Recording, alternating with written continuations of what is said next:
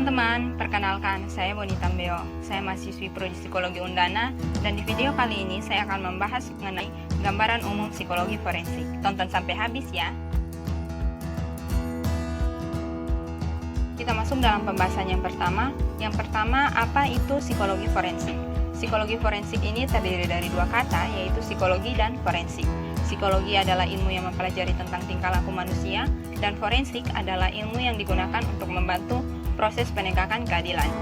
Nah, dalam kode etik psikologi dijelaskan juga bahwa psikologi forensik adalah bidang psikologi yang diaplikasikan dan berkaitan dengan bidang hukum. Lanjut pada pembahasan yang kedua, yaitu apa saja peran psikolog forensik di Indonesia. Yang pertama itu membantu proses penyelidikan, dan proses penyelidikan ini dilakukan pada dua pihak, yaitu pelaku dan juga korban. Pada pelaku dilakukan criminal profiling, jadi dari profil yang dibuat oleh psikolog, polisi bisa memfokuskan pencarian pelaku dari profil-profil yang telah dibuat. Dan kalau pada korban itu dilakukan otopsi psikologi. Jadi otopsi psikologi ini, psikolog memberikan gambaran kepribadian dan juga gambaran permasalahan yang dihadapi oleh korban, sehingga bisa membantu polisi untuk menentukan korban ini meninggal akibat pembunuhan atau bunuh diri. Peran psikolog forensik yang kedua yaitu membantu proses penyidikan.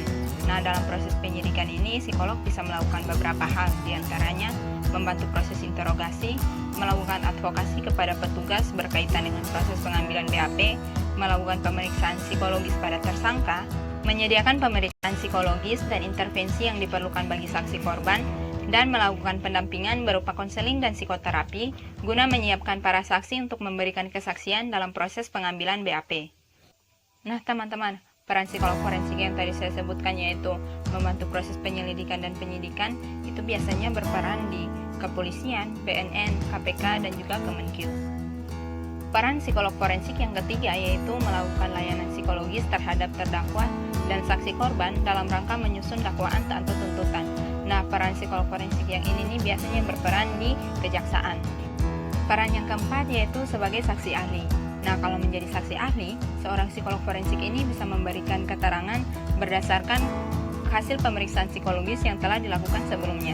Dan dia juga bisa memberikan keterangan berdasarkan konsep psikologi sesuai kompetensinya. Nah, peran psikologi sebagai saksi ahli ini biasanya berperan di pengadilan. Peran psikolog forensik yang terakhir yaitu melakukan pendampingan-pendampingan dan juga asesmen-asesmen di lapas dewasa dan juga Bapas.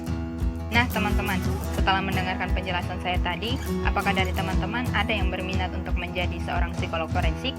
Jika ada, saya akan memberitahukan caranya.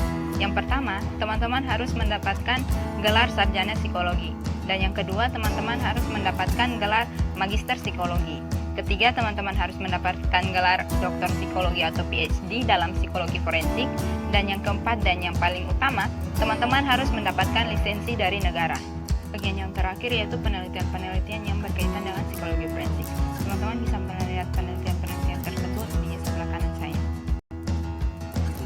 Sekian video psikoedukasi dari saya. Terima kasih karena teman-teman sudah menonton.